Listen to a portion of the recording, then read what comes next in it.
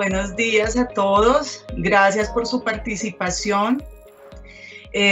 Como lo mencionó Carmen Judith, la exposición del doctor Gustavo fue muy clara. Nos dejó algunos puntos que voy a tratar yo aquí de parte del área de cobro, que es importante que la tengamos en cuenta porque el objetivo primordial de la administración es que se minimice, obviamente, el número de declaraciones de retención ineficaces en la cuenta de los contribuyentes. Entonces, para esto voy a hacer una presentación muy breve con unas diapositivas, unas pocas diapositivas, y vamos a ir respondiendo algunas de las inquietudes que ya están también en el chat de la...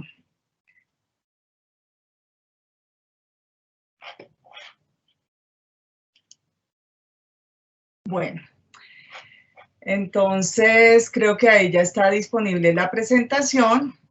Entonces lo primero... Sí, señor. ¿Listo? Una de las inquietudes que estaban expresando los contribuyentes y a lo que yo me voy a referir, obviamente será esencialmente al proceso de cobro. Pero aquí en esta diapositiva quiero mostrarle la evolución normativa que han tenido las declaraciones ineficaces, ¿cierto? Que inician con la ley 1430 de 2010. Ahí ustedes pueden evidenciar la línea de tiempo y cuáles declaraciones de retención en la fuente aplican para cada una de ellas, dependiendo de la fecha de publicación de cada una de estas normas. Entonces, las declaraciones ineficaces inician con la ley 1430.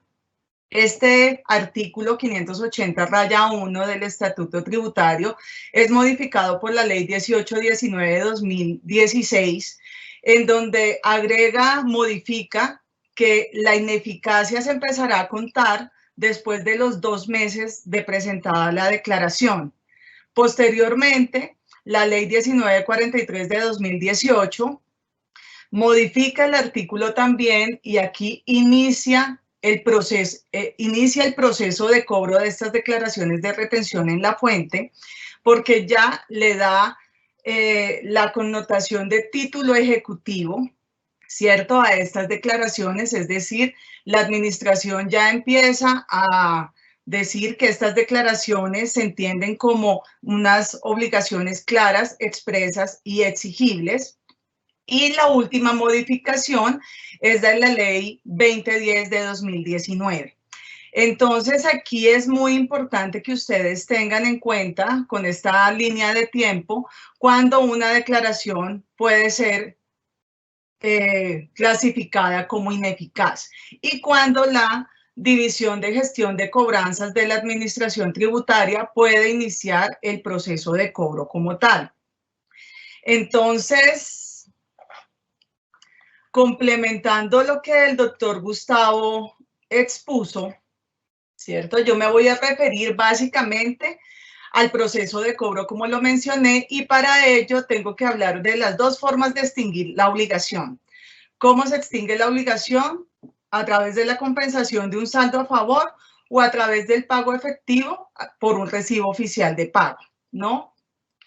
Aquí cito el inciso quinto del artículo 580-1, que el doctor Gustavo también ya lo expuso muy bien, para referirme a específicamente a el proceso de cobro, en donde dice que en todo caso, mientras el contribuyente no presente nuevamente la declaración de retención en la fuente con el pago respectivo, la declaración inicial presentada se entiende como documento que reconoce una obligación clara, expresa y exigible que podrá ser utilizado por la Administración Tributaria para procesos de cobro coactivo, aun cuando el sistema de la declaración tenga una marca ineficaz para el agente retenedor bajo los presupuestos establecidos en este artículo. Entonces, aquí como estaba mencionando, las formas de extinguir la obligación es a través de la compensación y a través del recibo oficial de pago. ¿Cuáles son las acciones de la división de cobranzas? ¿No? Primero que todo, en el escenario positivo, si hay una solicitud de compensación en curso, la división de recaudo solicitará a cobranzas la certificación de las obligaciones exigibles. Y si se cumplen los presupuestos establecidos en el artículo 580-1, la certificación de cobranzas relacionará las retenciones en la fuente que deban ser compensadas.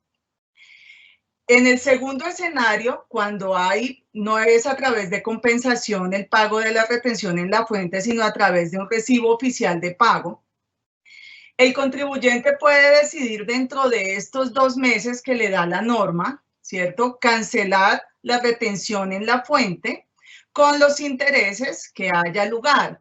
Entonces puede hacerlo a través de un solo pago o pagos parciales, y en este caso deben tener muy claro, obviamente, que el pago de los intereses y los recibos de pago se reimputarán de acuerdo a como lo establece el estatuto tributario.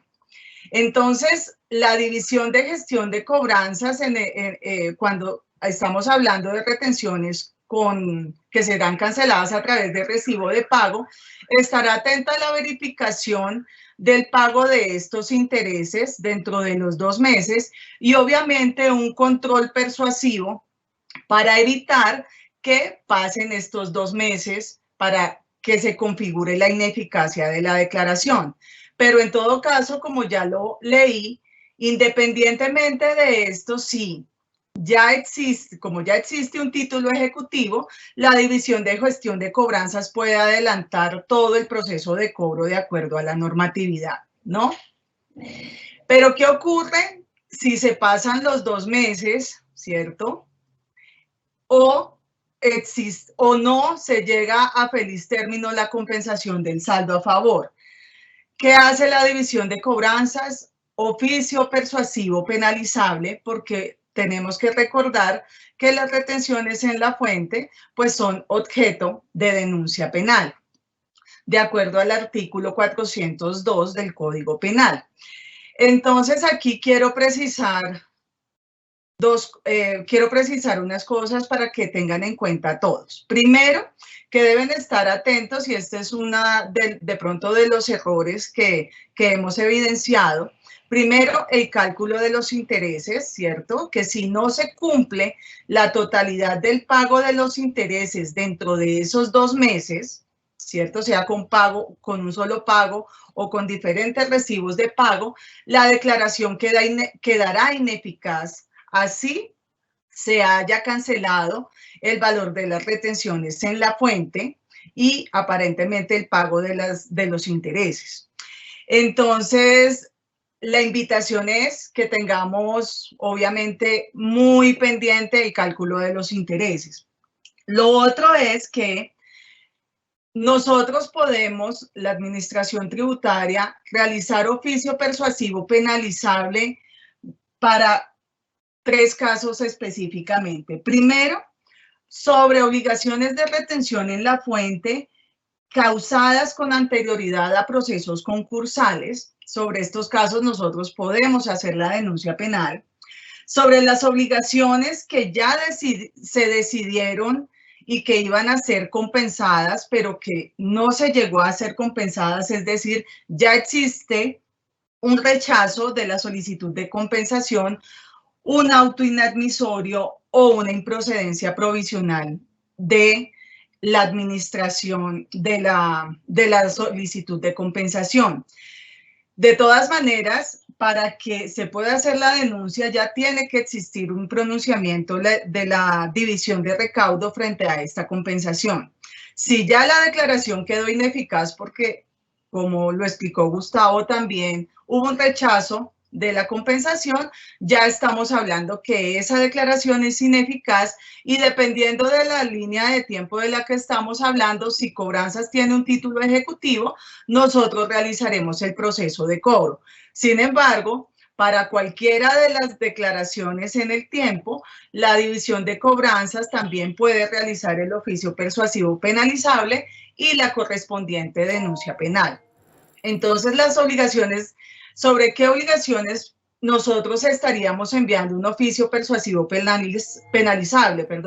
Sobre las obligaciones de retención en la fuente sin pago total, sobre las cuales ha transcurrido 2 meses desde la fecha de vencimiento del plazo para declarar sin que se haya cancelado. Y sobre las declaraciones de retención en la fuente ineficaces, es decir, las que son antes de la Ley 1943, cuando ya se constituye esa declaración de retención en la fuente como un título ejecutivo, pues es una obligación clara, expresa y exigible.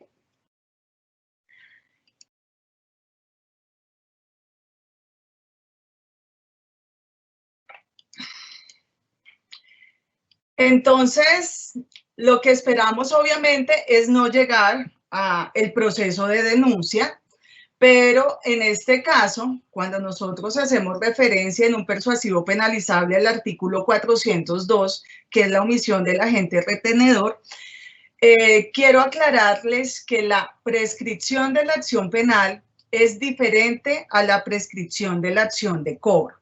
Y para esto cito, obviamente, aquí la Ley 599, en donde se indica que la acción penal prescribirá en un tiempo igual al máximo de la pena fijada en la ley si fuere privativa de la libertad, pero en ningún caso será inferior a 5 años ni excederá de 20, salvo lo dispuesto en el inciso siguiente de este artículo.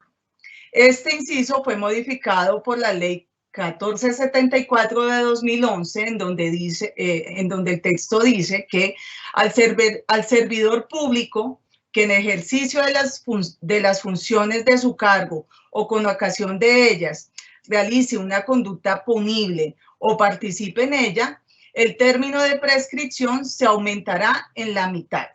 Lo anterior se aplicará también en relación con los particulares que ejerzan funciones públicas en forma permanente o transitoria y de quienes obren como agentes retenedores o recaudadoras. Subrayo la parte de particulares y agentes de retención o recaudadoras.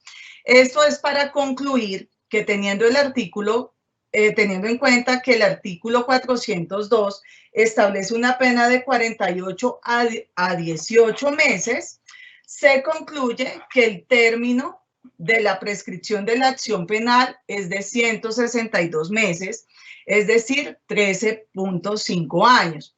Esta claridad la doy para que los contribuyentes sobre los cuales se inicia el proceso de persuasivo penalizable para una posterior denuncia penal tengan en cuenta que hay una diferencia entre la prescripción de la acción de cobro y la prescripción de la acción penal. Pero como lo indiqué, lo importante de conocer la norma, obviamente, es evitar caer en esta omisión del agente retenedor. En este siguiente slide quiero mostrarles numéricamente el costo de la sanción de extemporaneidad y los intereses para que ustedes evidencien que a los 20 meses, en caso que se presente una declaración ineficaz, esa sanción de extemporaneidad ya será del 100%. Y los intereses calculados mes a mes, aquí estoy haciendo el ejemplo con los intereses que están vigentes hoy, que es la tasa del 23.97, para que evidencien el costo que tiene mes a mes el pago de intereses de 100 millones de pesos, como lo estoy ejemplificando en esta tabla. Como se pueden dar cuenta, mes a mes, una declaración de retención en la fuente que inicialmente fue presentada de 100 millones de pesos, al finalizar los 20 meses, esos 100 millones de pesos aumentan en 238 millones de pesos. Entonces, es importante que tengan en cuenta este costo para, en caso que se cometa un error, por ejemplo, en el cálculo de los intereses, este tiempo, subsanar la ineficacia, lo hagan en el menor tiempo posible para evitar que el costo les aumente, el costo financiero para la organización sea altísimo, ¿no? Esto obviamente sin contar que si no se subsana la ineficacia y llega un proceso de fiscalización, como ya lo explicó también el doctor Gustavo, esta sanción no será del 5, sino no será a los 20 meses, como se evidencia aquí, del 100%, o de mes a mes lo que aumente la sanción de extemporaneidad, que es el 5%, sino que puede llegar hasta el 200%. Finalmente, quiero mostrarles también una estadística de los documentos ineficaces detectados en los grandes contribuyentes desde que inició, obviamente con la ley 1430, la ineficacia. Como pueden darse cuenta, en el año 2018 y 2019 hemos tenido un incremento importante del número de documentos detectados como ineficaces y seguramente, ¿qué es lo que genera esto? Los grandes contribuyentes o los contribuyentes inician el proceso ellos de identificar que un documento quedó ineficaz, pero adicionalmente el costo también para ustedes y también para la administración es que la revisión de la ineficacia tiene que hacerse de manera individual, concepto por concepto, ¿no? Entonces la invitación es que verifiquemos en sus cuentas desde el inicio de la presentación de la declaración, y que los pagos se hayan hecho de acuerdo como lo establece el artículo 580-1 del Estatuto Tributario, para evitar esto que estamos evidenciando hoy en día, que se ha aumentado el número de documentos ineficaces. Eso no quiere decir, obviamente, que esto ya no se haya subsanado, seguramente sí, con los costos que ya se expusieron anteriormente para cada una de las organizaciones, pero el ideal es que esto disminuya. Seguramente también aumenta el número de declaraciones ineficaces cuando empieza la norma a dar 2 meses, ¿cierto?, para la cancelación de las retenciones en la fuente. Entonces, no, seguramente se ha presentado en las organizaciones que el cálculo de los intereses no fue el que tenía que hacerse, y al no cancelarse la totalidad de los intereses, esa declaración en sus sistemas y en el sistema de la obligación financiera, ese documento inmediatamente pasa a ser no válido por ineficacia. Entonces, la invitación es a reducir este número, lo que estamos revisando de las declaraciones del 2020. Obviamente todavía no hemos finalizado el análisis porque, como lo mencioné, la revisión tiene que ser cuenta por cuenta, lo cual es dispendioso, pero los invitamos obviamente a que ustedes mismos verifiquen en sus sistemas que el pago de las declaraciones de retención en la fuente se haya realizado tal como lo establece el 580-1. Nos sobra decir, obviamente, que en la división de gestión de cobranzas estamos para servirles en el caso que tengan dudas sobre el cálculo de intereses, ¿cierto? O ya cuando se ha presentado la ineficacia, también apoyamos, obviamente, ese cálculo de la sanción de extemporaneidad, si ustedes obviamente lo van a hacer de manera persuasiva antes de que intervenga la división de fiscalización para subsanar estas ineficacias. Adicionalmente, también tenemos casos en donde pueden existir inconsistencias de declaraciones que no son ineficaces porque fueron presentadas y pagadas oportunamente, por ejemplo, pero el sistema puede presentar alguna inconsistencia, y en estos casos también estamos prestos, obviamente, a servir de enlace con la división de recaudo para que se hagan todos los ajustes pertinentes y reprocesos de la cuenta para que estas declaraciones queden válidas, activas en su sistema y obviamente no se presente ni excedentes en la cuenta que no van a lugar porque corresponden a los pagos de las declaraciones de retención en la fuente y especialmente para que su cuenta esté al día. Yo con esta presentación finalizo, con este slide finalizo mi presentación.